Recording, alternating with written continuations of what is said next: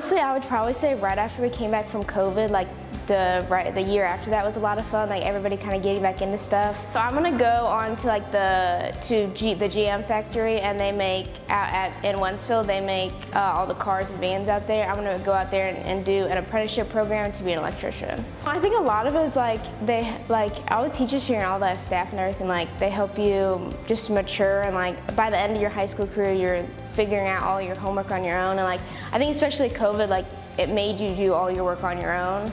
And I don't know, it prepared you for adulthood.